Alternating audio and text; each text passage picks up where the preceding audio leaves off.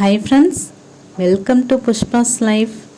இன்றைக்கி இந்த வீடியோவில் எதை பற்றி பார்க்க போகிறோம் அப்படின்னா, நமக்கான நேரத்தை நம்ம தாங்க உருவாக்கிக்கணும் அப்படிங்கிறத பற்றி தாங்க இந்த வீடியோவில் பார்க்க போகிறோம். இன்றைக்கி நான் ஏன் இதை பற்றி பேசுகிறேன் அப்படின்னா, வெள்ளிக்கிழமை பூஜை செய்யணும் காலையில் நேரமே அப்படிங்கிறதுக்காக வியாழக்கிழமையே அவ்வளோ வேலைகளை செஞ்சுட்டு கடைசியில் காலையில் பார்த்தீங்க அப்படின்னா 6 மணிக்கு தாங்க எந்திரிச்சேன். அதுக்கப்புறம் கொஞ்சம் நேரமே எந்திரிச்சிருக்கலாமோ அப்படிங்கிற மாதிரி ஒரு ஃபீலிங். அதுக்கப்புறம் சாயந்தரம் எப்போ வரும் அப்படின்னு நான் வெயிட் பண்ணிகிட்டு இருந்தேன் பூஜை வேலைகளை செய்கிறதுக்காக. அப்போ தாங்க எனக்கு ஒரு விஷயம் புரிஞ்சுது. என்ன அப்படின்னா, நமக்கான நேரத்தை நம்ம தான் உருவாக்கணும் அப்படின்னு ஒரு விஷயம் எனக்கு புரிஞ்சுது. யாரும் நமக்காக நேரத்தை ஒதுக்கவும் மாட்டாங்க. எந்த விஷயமாக இருந்தாலும் நம்ம தான் அதுக்குண்டான நேரத்தை உருவாக்கணும் அப்படிங்கிற ஒரு விஷயம் எனக்கு புரிஞ்சுது. அதைத்தான் உங்கள் கூட ஷேர் பண்ண போகிறேன். சரி, வாங்க வீடியோக்குள்ளே போயிடலாம். இது எங்கள் வீட்டில் வாழை மரத்தில் 3ஆவதாக காய் பிடிச்சிருக்குதுங்க. அதில் வந்து பூவை இது பண்ணால் தான் நல்லா காய் பிடிக்கும்னு சொன்னதுனால அந்த பூவை எடுத்திருந்தோம். அதைத்தான் இந்த வீடியோவில் நான் காட்டியிருக்கிறேன். வாங்க விஷயத்துக்குள்ளே போயிடலாம். என்ன அப்படின்னா, காலையில் ஒரு 4 மணிக்கே எழுந்திரிச்சு பிரம்ம முகூர்த்த பூஜையை செஞ்சு முடிச்சுட்டு அதுக்கப்புறம் நம்ம நிலைவாசல் பூஜையை ஆரம்பிச்சிடணும் அப்படின்னு நினச்சேங்க.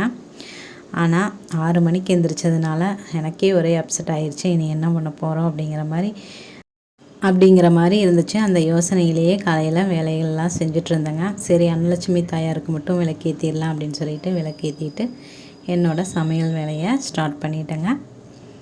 அதுக்கப்புறம் பார்த்தீங்க அப்படின்னா, எப்படா 5:30 மணி ஆகும் சாயந்தரம் விளக்கேற்றுவோம் அப்படின்னு அந்த எண்ணம் பூரா அதிலேயே இருந்துச்சுங்க. இனிமேல் காலையில் தீபம் ஏற்றுறத மிஸ் பண்ணவே கூடாது அப்படிங்கிற ஒரு விஷயம் அப்போ தான் புரிஞ்சுது. நமக்கான நேரத்தை நம்ம மிஸ் பண்ணிட்டோம் அப்படின்னா அதுக்காக யாரும் நமக்கு வந்து அந்த நேரத்தை திருப்பி தர மாட்டாங்க. திரும்பவும் அது நம்மளுக்கு கிடைக்காது. நம்ம எவ்வளோ நேரம் வெயிட் பண்ணணும், எந்த விஷயமா இருந்தாலும் அந்த வாய்ப்பை தவற விட்டுட்டோம் அப்படின்னா எவ்வளோ நேரம் வெயிட் பண்ண வேண்டியதாக இருக்கும் அப்படிங்கிறது எனக்கு இந்த ஒரு சின்ன விஷயத்தில் புரிஞ்சுது அப்படின்னே வைங்களேன். அதுக்கப்புறம் 5:30 மணி எப்படா ஆகும்னு பார்த்துட்டு 5:30 மணி ஆனோன்னையும் டான்னு மஞ்சள் பூச ஆரம்பிச்சிட்டேங்க. மொத்தம் 3 பக்கம் பூசணும். ஃபஸ்ட்டு இங்கே இது மாமா இருந்த வீடு, அதுக்கப்புறம் நாங்கள் இருக்கிற வீடு, அதுக்கப்புறம் சமையல் கட்டு, 3 பக்கமும் இன்றைக்கி அவ்வளோ அழகாக இருந்துச்சுங்க. அந்த மஞ்சள் பார்க்குறதுக்கு நிலைவாசலில் அவ்வளோ ஒரு அழகாக இருந்தது. எனக்கு ரொம்பவுமே பிடிச்சிருந்தது. 5:30 மணியிலேருந்து ஆரம்பித்து 7:30 மணியே ஆயிடுச்சுன்னு வைங்களேன் இந்த பூஜை வேலைகளை முடிக்கிறதுக்கு. அதுக்கப்புறம் தாங்க சாயந்தரம் கோயிலுக்கு கிளம்புனோம். பாருங்கள், 3 பக்கமும் மஞ்சள் பூசியாச்சு, அவ்வளோ அழகாக இருக்குது. அதுக்கப்புறம் தீபமும் ஏற்றி வச்சிட்டேன்.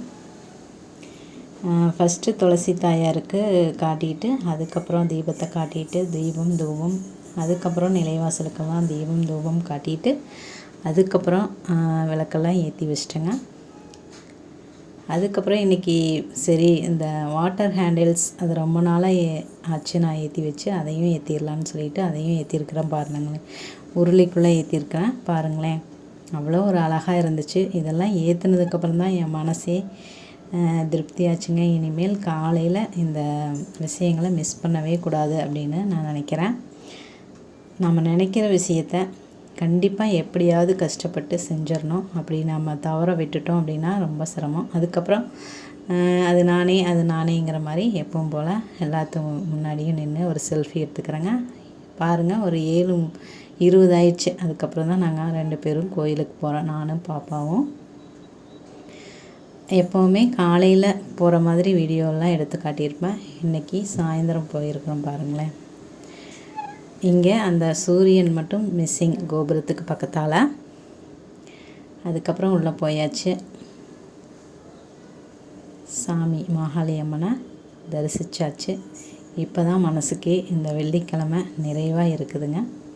கொஞ்ச நேரம் அப்படியே உட்காந்துட்டு மேடம்க்கு ரொம்ப குஷி. ஹாப்பின்னு பாட்டெல்லாம் பாடிட்டு ஆடிட்டுருக்குறாங்க, சிரிச்சிட்ருக்குறாங்க. அந்த ஊஞ்சல்லாம் ஆடாமல் மேடம் திரும்பி வரவே மாட்டாங்க. ஊஞ்சல்லாம் ஆடியாச்சு. அதுக்கப்புறம் பார்த்திங்க அப்படின்னா, இது காலையில் சனிக்கிழமை காலையில் 6 மணிக்கு தான் அந்த டைம் வந்து அப்படியே ஃபாலோ ஆகுது. 6 மணிக்கு தாங்க எழுந்திரிச்சேன் இன்றைக்குமே. அதுக்கப்புறம் செடிக்கெல்லாம் தண்ணி விட்டுட்டு செடிகளுக்கெல்லாம் அந்த தண்ணி விடும்போது மனசுக்கு அவ்வளோ ஒரு சந்தோஷமாக இருக்குதுங்க. பாருங்களேன். அதுக்கப்புறம் வாசல் தெளித்து கோலமெல்லாம் போட்டுட்டு வெளியையும் உள்ளேயும் போட்டுக்கிறேன்.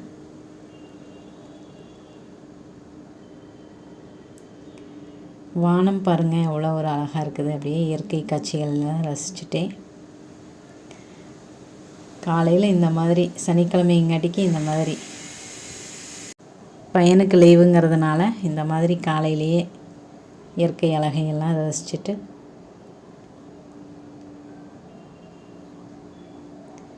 நம்மளோட பூஜை வேலைகளை ஸ்டார்ட் பண்ணியாச்சுங்க. பூ பறிச்சுக்கிறோம் ஃபஸ்ட்டு. சரி, இந்த கோலத்துலேயும் ஒன்று வச்சு அழகாக இருக்கும்னு சொல்லி கோலத்துலேயும் ஒன்று வச்சுக்கிறேன்.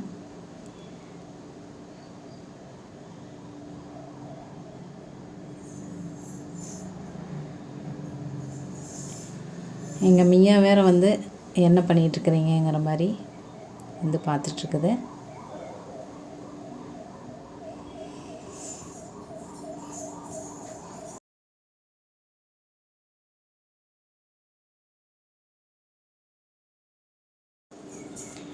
அதுக்கப்புறம் தீபம் ஏற்றி வச்சுட்டு நிலைவாசல் பூஜையெல்லாம் செஞ்சுட்டு கொஞ்ச நேரம் அமைதியாக உட்காந்தாச்சுங்க. அவ்வளோ ஒரு மன நிறைவாக இருந்தது. இது வெள்ளிக்கிழமை செய்ய வேண்டியது. சனிக்கிழமை அவ்வளோ ஒரு மன நிறைவோட கண்ணை மூடி அந்த கடவுளை நினச்சிட்டு நம்மளோட பூஜை வேலைகள்லாம் இப்படி தாங்க முடிஞ்சுது 2 நாளாக. அவ்வளோ ஒரு மன நிறைவாக இருந்துச்சுங்க. இந்த பதிவு உங்களுக்கு பிடிச்சிருந்ததுன்னா ஒரு லைக் பண்ணுங்கள், கமெண்ட் பண்ணுங்கள், சப்ஸ்கிரைபும் பண்ணுங்கள். தேங்க்ஸ் ஃபார் வாட்சிங்.